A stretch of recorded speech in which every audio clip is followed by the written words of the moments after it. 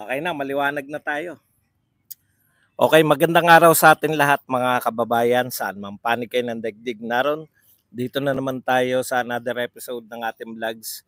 Badong Aratilis po. Pag-usapan natin ngayon, ito po no. Saldi ko po, bumuelta kay BP Sara pero palpak po no. Tinawag pong budol. Tinawag pong budol si BP Sara. Kaya lalo po siya nadidiin no sa pagsagot niya kay BP Sara. Alam naman ng tao na hindi po nagsisinungaling ang ating Vice President. Tapos sasabihin mo ng bubudol, hindi mo naman sinasagot yung mismong binibintang ni BP Sara. Pwede 'yon kung nasagot mo ng napabulaanan mo no, hindi mo naman napapabulaanan. Tapos sasabihin mong budol. Okay, pag-usapan din po natin si Abalos na nag-epal na naman. May dalawang pangyayari po. Nag-guest po siya kay Boss Toyo. Napahiya na naman si Abalos. Hindi sinasadya, nasiraan niya na naman ang ating Presidente Marcos, no? Dahil po dito sa ginagawa niya na pag-epal para sa kanya sarili. Alam naman natin ginagawa ni Abalos, lahat ng sikat pinupuntahan, lahat ng mga ayan po, sikat po yan si Boss Toyo eh. Kaya wala na po silang magagawa kahit na anong salag nila. Mapapaniwala ni Saldico yung mga kapwa niya pero never po yung mga taong bayan, no? Kaya yan po ang mga pag-usapan natin. Pero bago yan, kung bago ka pa lang dito sa ating channel, mag-subscribe ka na. Dahil ito lang ang tayong channel na may kinikilingan, may pinapanigan, una sa balita, uli sa impormasyon, kaya ano pang hinihintay nyo? Pindot na, okay. Thank you very much muna kaya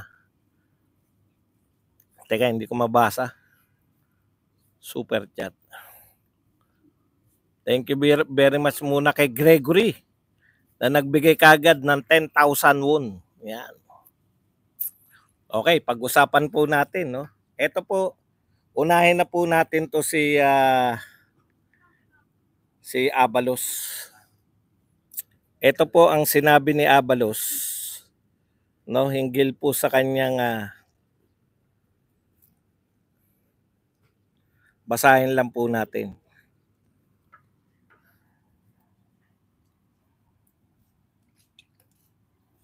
Matagal lumabas eh. Okay.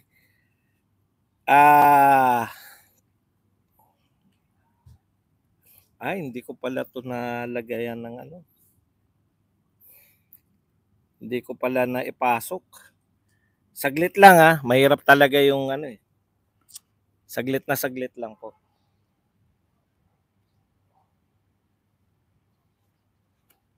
Hindi ko nalagyan ng internet.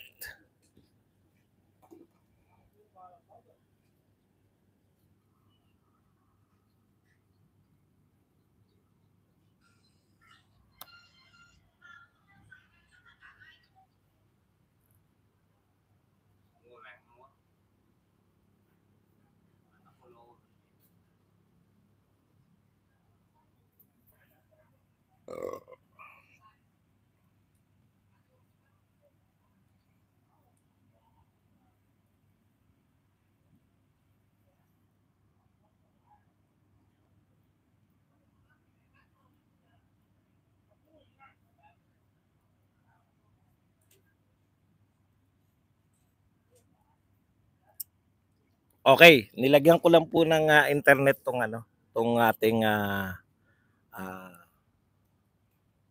kokopyahan. Sabi po ni Abalos, eto po no, palagay ko ito yung epal talaga eh. Ang word lang naman dito ay yung tinatawag nating nahuli. Pinakita namin nakatrap na siya, Apollo Kibuloy. Huli na siya. Tsaka lang siya namilit na sumurrender. For us, huli na, sakote na, whatsoever about that. That is all about hard work. Yan po ang pahayag ni Secretary Ben-Hur Abalos. Alam niyo po, Secretary Ben-Hur Abalos, yun nga po yung pag-epal. Hanggang ngayon ini-insist po ninyo na nahuli. Binago nyo lang ng konti. Lalo po kayo napapahamak eh. Sabi po ni Torion, pinangalawahan na po ni Governor Hubahib. Ang sabi po nila, negotiation po with ISAP, no? Nag-negotiate po yung kampo ni Pastor Apollo Kibuloy simula pa po nung August 30, no? Yung sinasabi niyong kubkub na para lang po kasi under ni Abalos bilang DILG yung PNP. Hindi niya po under yung Army at yung ISAP, hindi niya po under yun. No, under po yun ng DND. Para po siya magsabi na sila talaga yung may kinalaman, no? Sa kanila talaga, siya talaga yung pinuno na dahilan ng kaya nasa kote, kaya nasa Kampo Krami na to si Kibuloy. Kinakailangan po niya magkaroon ng credit. Kaya ayaw niya pong bitawan. Binago lang po nila. Ngayon inaamin na po nila na sumuko. Nung una kasi nadakip 'di ba? Habang ayaw lang pong umamin. Ganun lang po 'yan, dalawa lang, Una, ayaw niyang umamin na fake news siya. 'Di po ba? Ayaw niyang aminin na fake news siya, kaya pinangangatawanan niya. Ayaw niya sabihin, sorry po, hindi po pala nahuli, sumuko po pala. 'Di po ba? Masakit po 'yun eh. Ikalawa, pag sumuko at hindi sumuko sa PNP, ibig sabihin, no?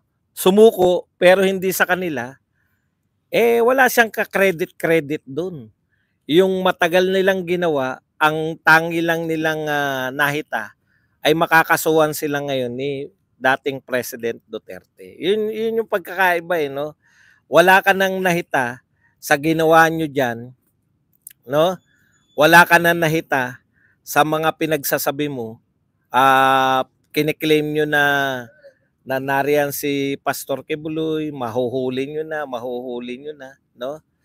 Naglulubid-lubid. Madali lang naman po sabihin na, ay, sumuko po pala. Pasensya na po kayo at hindi po kami inform. Pinangangatawanan mo pa na kaya sumuko dahil nasukol na. No? Magkaiba po yun. Yan ha. Tapos pangalawa pong pag-epal nito, alam nyo naman to si Abalos eh. Teka, yung French fries, masarap yan. Alam nyo naman si Abalos, lahat ng mga sikat, nagiges, giniges, nagpapapicture. Kaya nga may picture yan si Alice Go eh. Sikat kasi si Alice Go. Hindi niya na-realize na mas mapapasama siya ron sa pagpipicture niya kay Alice Go. Okay.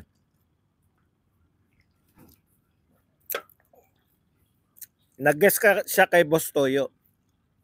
Gusto niya kasing palabasin na siya bilang DILG.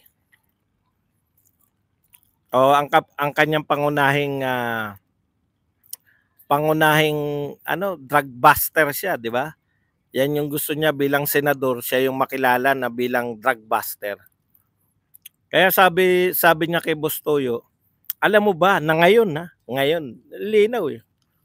Na ngayon 7 sa kada 10 krimen ay drug related. Pinagmamalaki niya kasi ang tuntungan niya yun. Ako pag naging senador ako, yan ang tututukan ko, yung problema sa droga. Nakalimutan niya siya DILG ngayon eh. 'Di ba?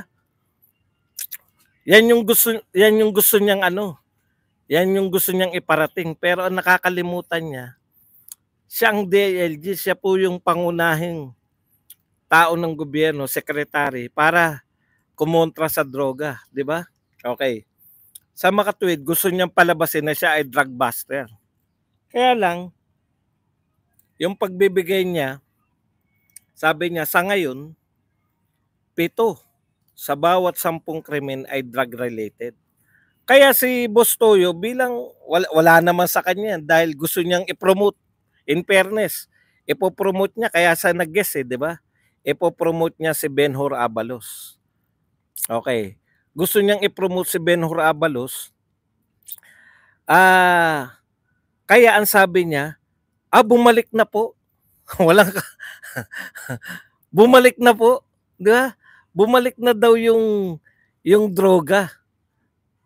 So bigla siyang kumambi, hindi, noon pa yan. Wala na, nataranta na. Kasi paano mo nga naman alam ng lahat ng tao na nung panahon ni Pangulong Duterte, solve na po yung droga natin.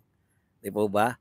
Alam po ng lahat ng tao na wala na po tayong drug problem. Oh. Tapos ngayon, sasabihin mo na 7 sa kada 10 krimen ay drug-related. So, pinasasama mo yung gobyerno na pinaglilingkuran mo. Yun yung problema nito ni Ben-Hur Abalos, no? Dahil sa kagustuhang umepal, actually napapasama niya yung kanyang amo, yung si BBM napapasama dahil sa kanya. Okay, punta naman po tayo rito kay Saldico, no? Alam naman natin na in-expose na po ni BP Sara. Actually, mainit dito. Kaya talagang yan, no, unti-unti na akong pagpapawisan. Mamaya po, gagala ko kayo ng konti dito sa beach. Okay. Ayon po kay BP Sara, dalawa po ang may control. No, dalawa po yung may control ng budget ng Pilipinas. Budget ng Pilipinas hindi po ng HOR. Si Saldico at saka tong si Saldico at saka to si Martin Romualdez. Kaya nakilala na ng gusto si Saldico.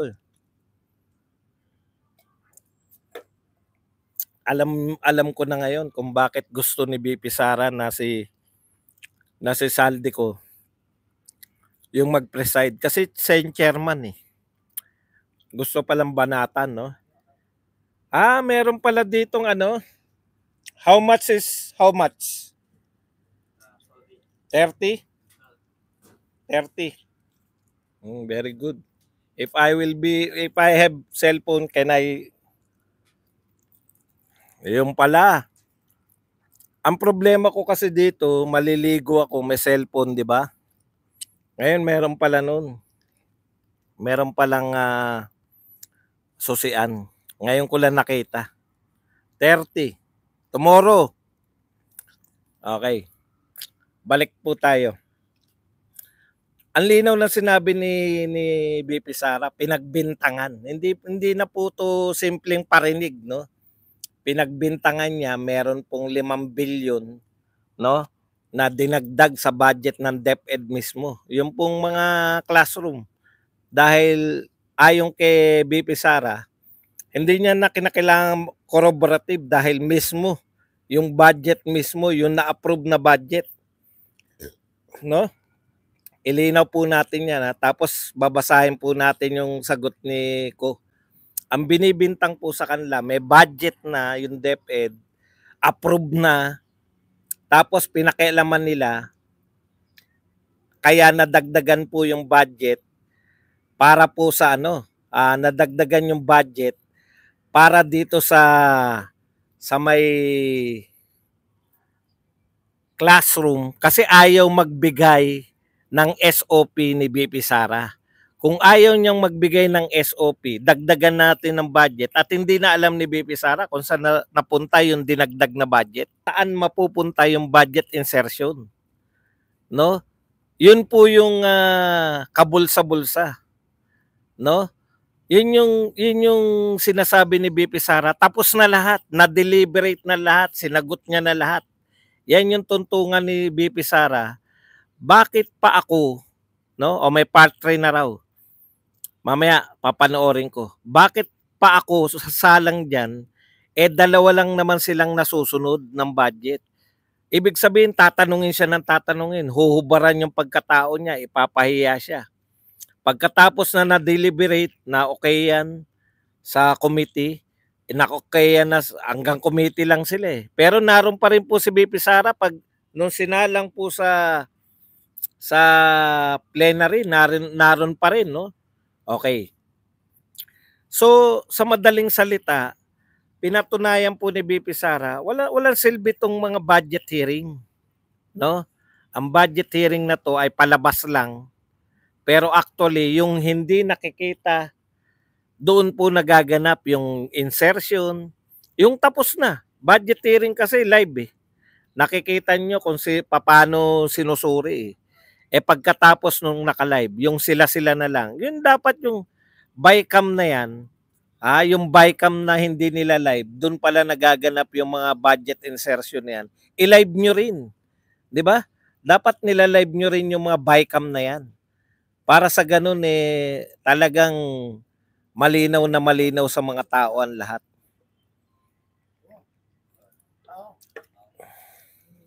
Okay, ikalawa. Hindi, pasagutin na po natin. Ayun lang po merong mga numerong binigay si BP Sara, hindi nyo pwedeng sagutin niya ng kwentuhan lang. Okay. Teka lang, bakit ayaw mag-ano nito? Narito pa naman yung mga kodigo ko.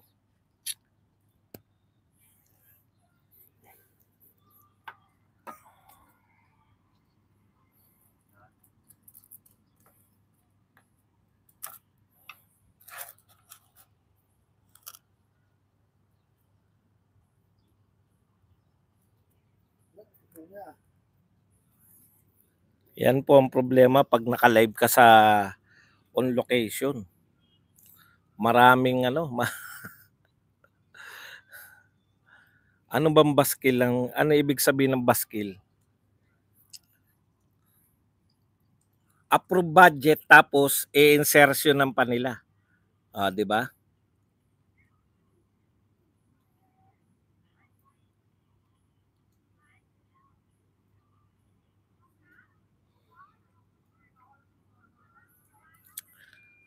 Okay.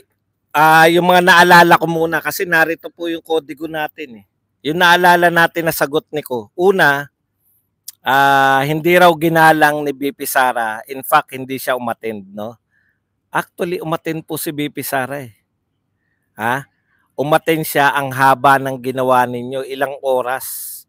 Oras po, hindi lang naman minuto eh. Umattend po si BP Sara. Napakatagal po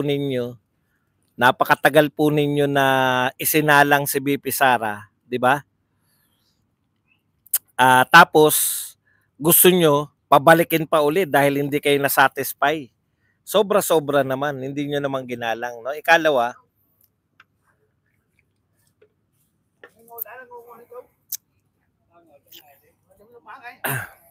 okay, may mga tourists.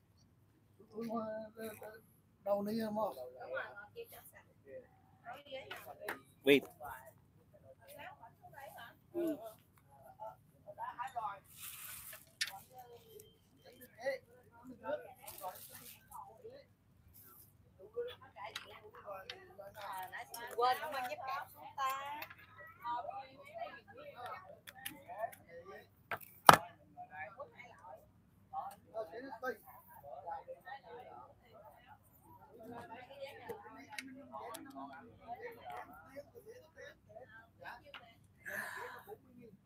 Ang hirap.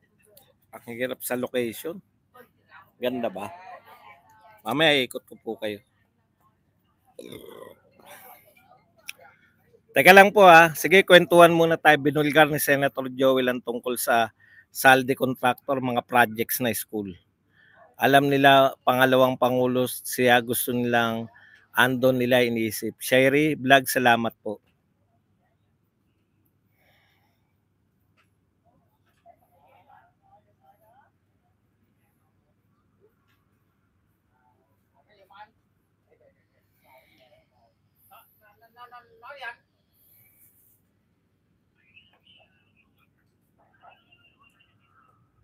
Ito na, nagbukas na.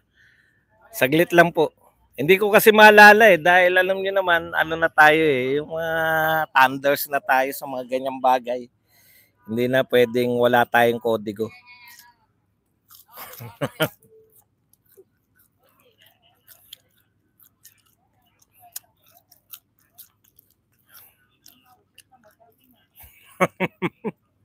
Wala po ngayon dahil wala, mga small time lang yung iPhone natin 10 yata to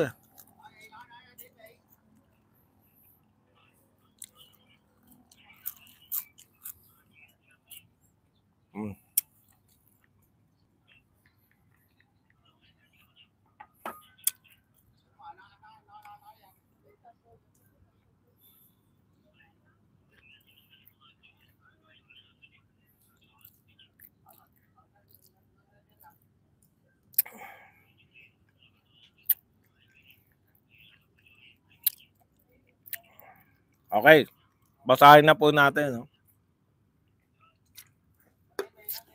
Danang Vietnam po.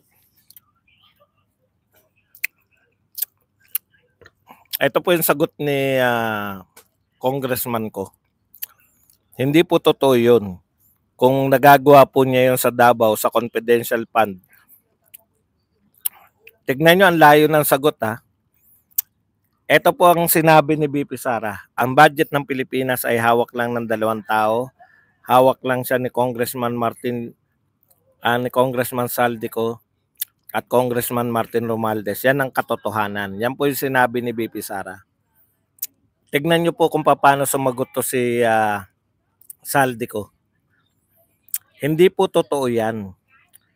Yung kung nagagawa niya po yan sa Davao, sa confidential fund na lustayin in 11 days, ang 2.98 billion, 2.9 billion, tignan nyo, 125 lang po yun, no? Naging 2.9 billion na po. Mambubudol talaga to. Ayan.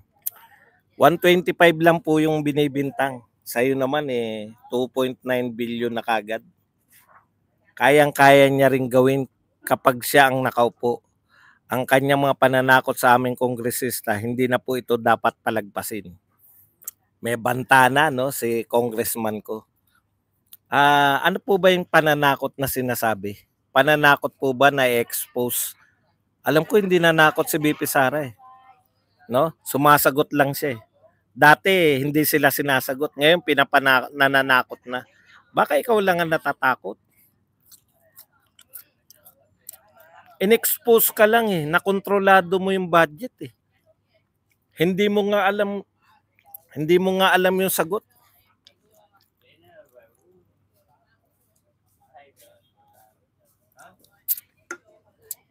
Nasarapan ako. Boss, excuse me. Coconut. 1 coconut. Coconut na lang ako. hindi ako nagla-lunch. Okay. Una, sinasabi ni BP Sara, kayong dalawa ni Martin, ang sagot niya, budol niya, sabi niya, hindi totoo yan, gawa-gawa niya lang yan sa Davao. Kung nagagawa niya sa Davao, nagastusin ng 11 days, ang gulo na, no? Naghalo-halo na yung utak, no?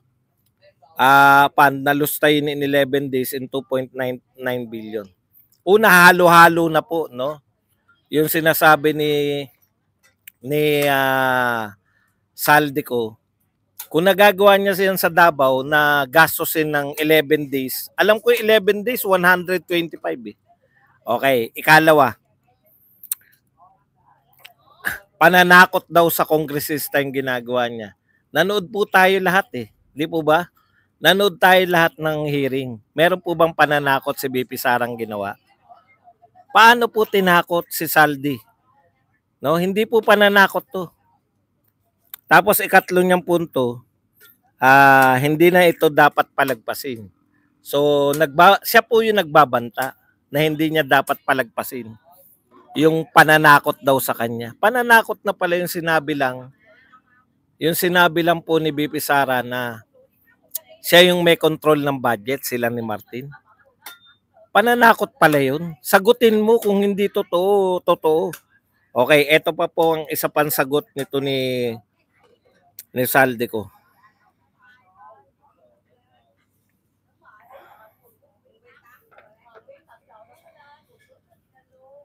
Okay. Sabi po ni Saldico, karapatan at tungkulin ng Kongreso ang magsuri at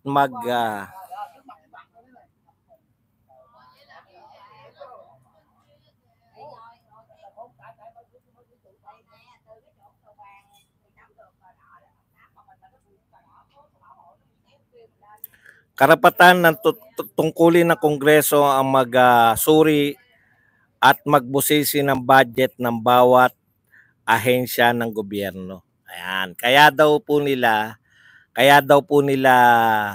binubusisi yung ahensya ni VP Sara, yung Office of the Vice President. Una, hindi siya ahensya, no?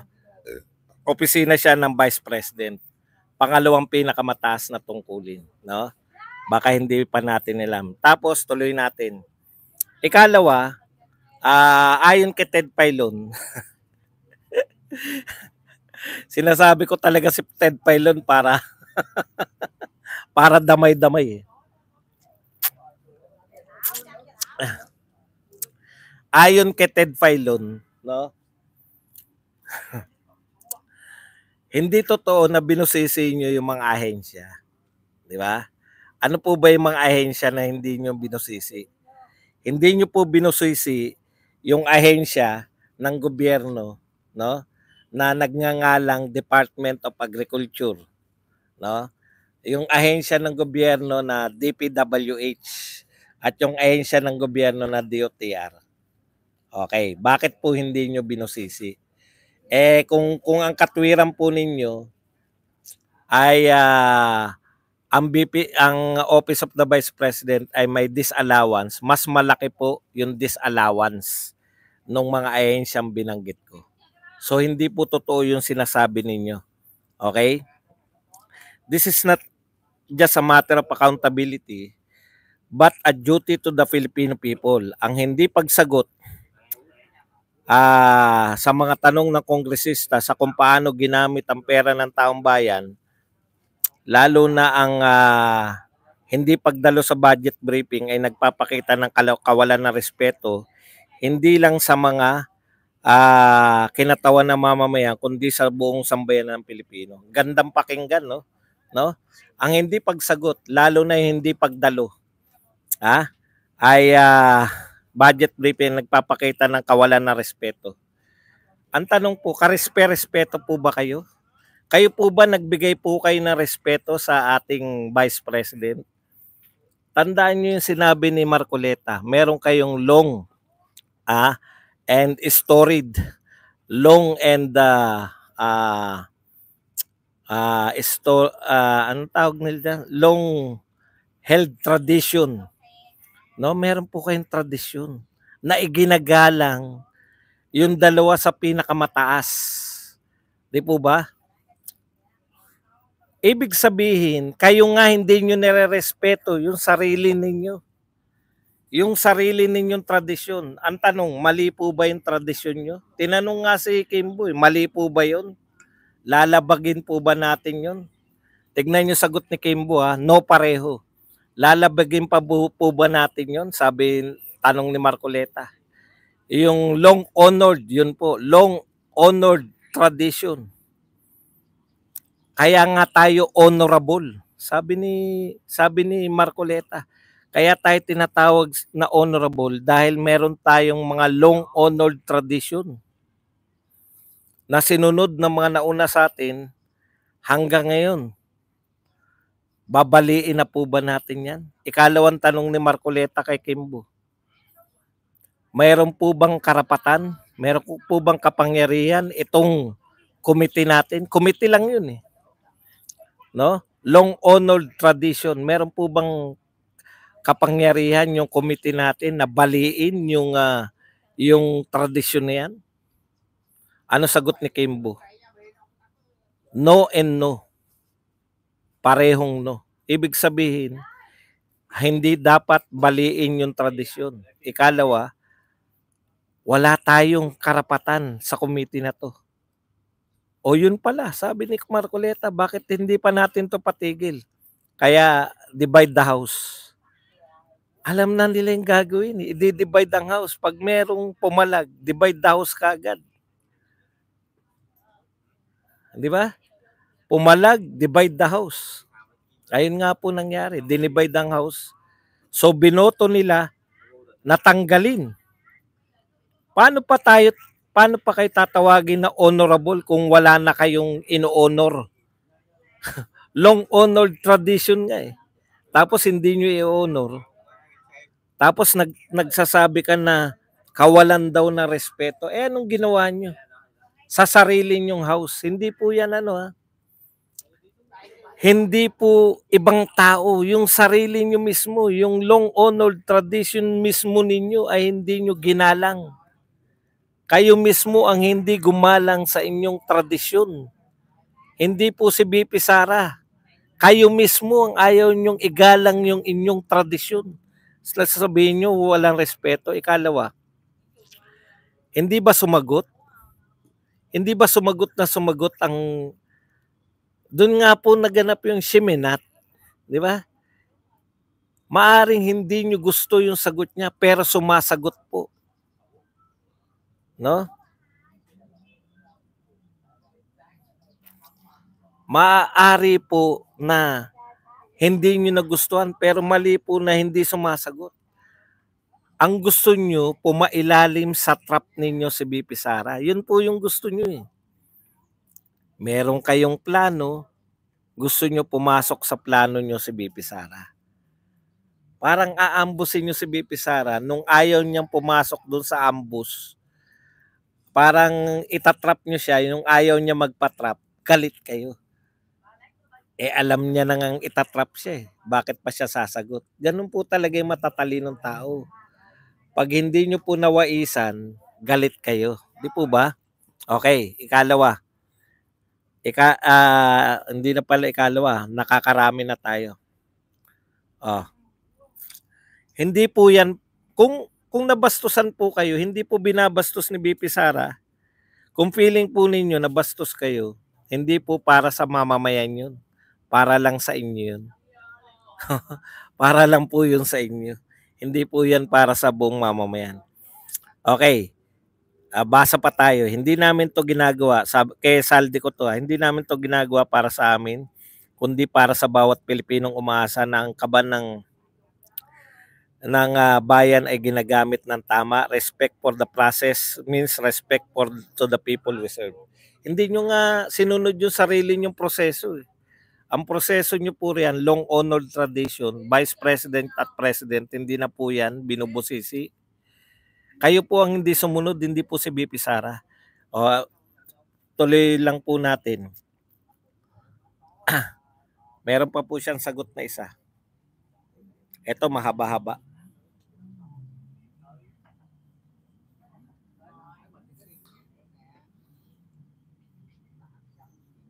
Okay, isa pa po pala, no? Yung sinasabi niya, ito, mariing tinanggi ni House Committee on Appropriation Chairman Representative ko ang paratang na ni Vice President Sara Duterte na siya at si Speaker Martin Romualdez ay may control umano sa budget. Unang-una, tignan nyo kung sumagot to ang layo.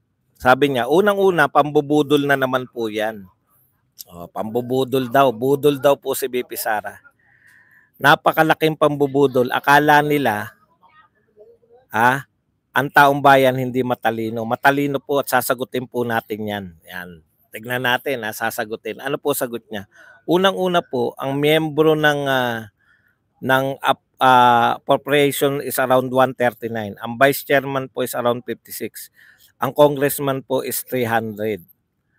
Anya. Siniwalat niya rin na may 24 pang senador, di ba?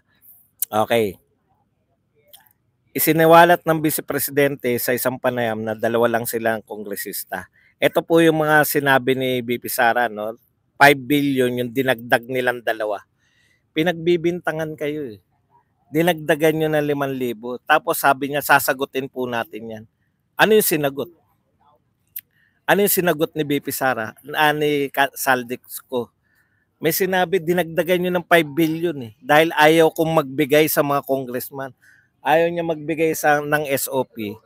Kaya gumawa kayo ng sarili ninyong 5 billion. Hindi po na po alam ni BP Sara na kayo ang may control. Siya yung DepEd tapos kayo may control ng 5 billion na dinagdag nyo. Nakuha nyo po yung ginawa nila. Kaya po malinaw yung akusasyon ni BP Sara, malinaw yung akusasyon, malinaw po yung ebidensya.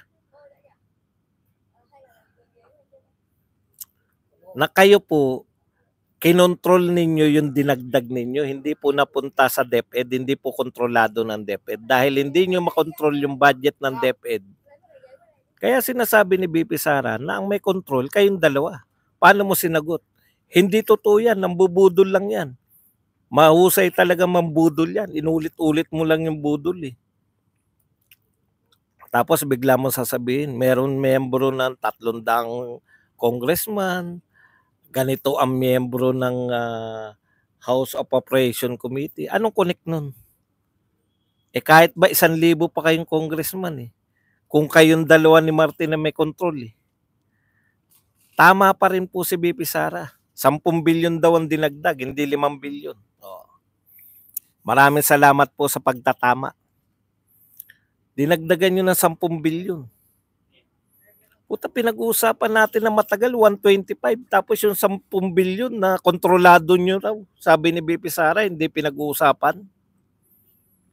O, ganyan po kayo. Hindi mo naman sinagot yung 10 bilyon na budget eh. Na dinagdag nyo. Ang sinagot mo, 300 kaming congressman, 24 yung senador. Ang dami-dami namin miyembro. Anong koneksyon nun? Ang sinabi, kayong dalawa ang may control ng budget. Hindi naman sinabi ni BP Sara na 100 lang ang congressman o 3 lang yung senador. Hindi naman ganun. Ang sinabi, kayo may control. Hindi po ba? Kaya ang lalayo po na sagot sa mga tanong nito ni ko. Balikan ko lang to. Karapatan at tungkulin ng Kongreso. Ito yung sinabi niya rito na kabastusan daw yung hindi pagpapakita sa budget hearing. Tanong ko po, nabastusan mo kayo nung hindi nagpakita si Bongbong Marcos sa budget hearing? Kasi tradisyon. Tradisyon na hindi dumadalo yung presidente. Tama naman kayo. Tama naman kayo sa tradisyon. Dapat talaga may long honored tradition, ginagalang nyo. Bakit long honored tradition din na hindi binubusisi yung budget ng Vice President, hindi nyo ginalang? Di ba? Pwera lang kay Vice President. Lahat po ng Vice President, hindi nyo po sinalang. Tanging si Sara Duterte lang po. Kaya nga sila galit kay BP Sara. Ulitin ko po, maganda yung tanong, bakit daw galit? Di ba sinabi nga ni BP Sara, lumapit sa kanya yung ilang congressman nang hingi ng SOP. Kala natin mga Pilipinong congressman eh. Yung pala mga Koreano. Sabi magkano Korean? Naniningil sa Vice President ng Pilipinas, Duterte. Anak ng pupa. Tanong, ilang congressman yun nanghingi sa ibang ahensya?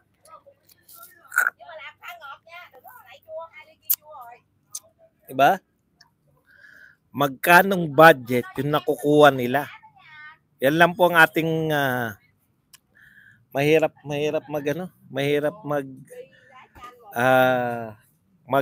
anong tawag doon? Mag-on-site, online. Mag-online na nasa marami tayong. Sige, tanong sagot na lang po. Di ba dalawa 'yun? Kaipokritohan po 'yun. Sabi nila, kabastusan pag hindi dumalo yung head. Hindi po dumalo yung presidente. Okay lang sa inyo. Long honored tradition kasi 'yun. Yun pala eh. Bakit yung long honored tradition kay Hindi, may hugasan naman. Okay, ito po yung beach nila. Mahaba po to. Napakahaba ng beach. Ayun may maulan kasi ngayon. 140 lang pala. Magkano yung 140? Tapos beach yan Ang binayaran mo dyan yung makakaupo ka eh. Ayun dahil maulan,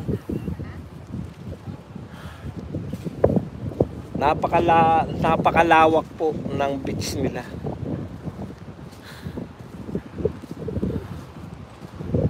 Sama-sama po rito yung mga ano eh. Napakahaba ng beach. Oh, yan po. Ganito po ang ting umaga ko rito naglalakad.